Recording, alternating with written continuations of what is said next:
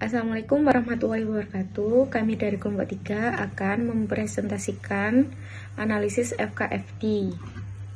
Berikut anggota kelompok kami, yaitu ada Maureka Aprilia dengan NIM 221, kemudian ada Fadila Ardani dengan NIM 227, kemudian ada Nesa Elsira Agustin dengan NIM 231, kemudian ada Mazaya Febi Nazira dengan NIM 232, selanjutnya ada Sherin Aurelia dengan NIM 235. Kasusnya itu adalah sebuah perusahaan farmasi mengembangkan senyawa baru sebagai obat antidiabetik sebelum melakukan uji klinis pada manusia.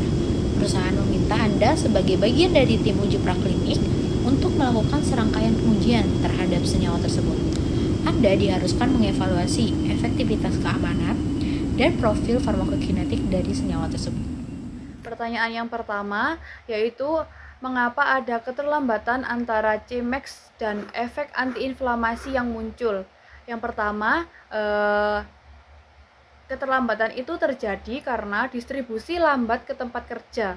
Obat perlu waktu menembus jaringan inflamasi karena hambatan vaskular dan ikatan protein plasma. Yang kedua, mekanisme kerja tertunda. Efek baru muncul setelah proses biokimia sekunder seperti penghambatan prostaglandin terjadi. Yang ketiga yaitu adalah hysteresis loop, di mana efek tertinggal dari kadar plasma menandakan keterlambatan respon. Dan yang keempat yaitu adalah perbedaan kadar plasma dan jaringan. Efek ini muncul setelah kadar obat di jaringan mencapai keseimbangan. Untuk soal yang selanjutnya, berdasarkan studi FK dan FD, bagaimana cara menentukan dosis yang optimal untuk pengujian klinis?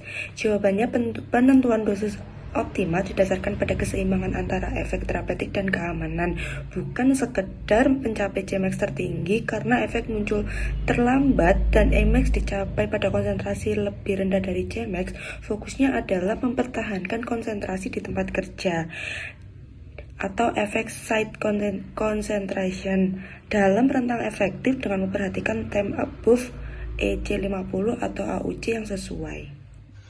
Selanjutnya langkah. Yang pertama, hitung parameter PD kunci dari studi praklinik. Yang kedua, estimasi efek site kinetics.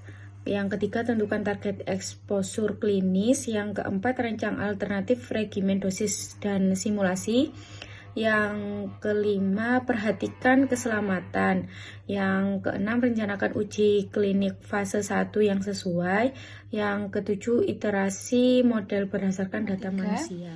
Bagaimana hubungan FK, farmakokinetik, dan FD, farmakodinamik, dapat membantu dalam mengembangkan regimen dosis yang aman dan efektif? Yang pertama, menghindari overdosis.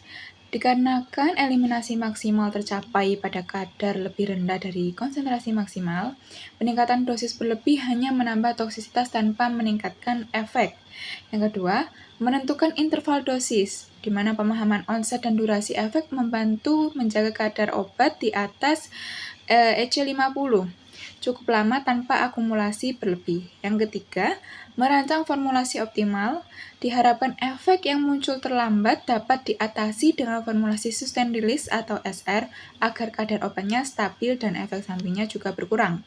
Yang keempat, meningkatkan keamanan dan efikasi. Yang pastinya analisis FKFD ini membantu menentukan therapeutic window yang aman dan efektif bagi pasien. Sekian presentasi dari kelompok kami, kurang lebihnya mohon maaf. Wassalamualaikum warahmatullahi wabarakatuh.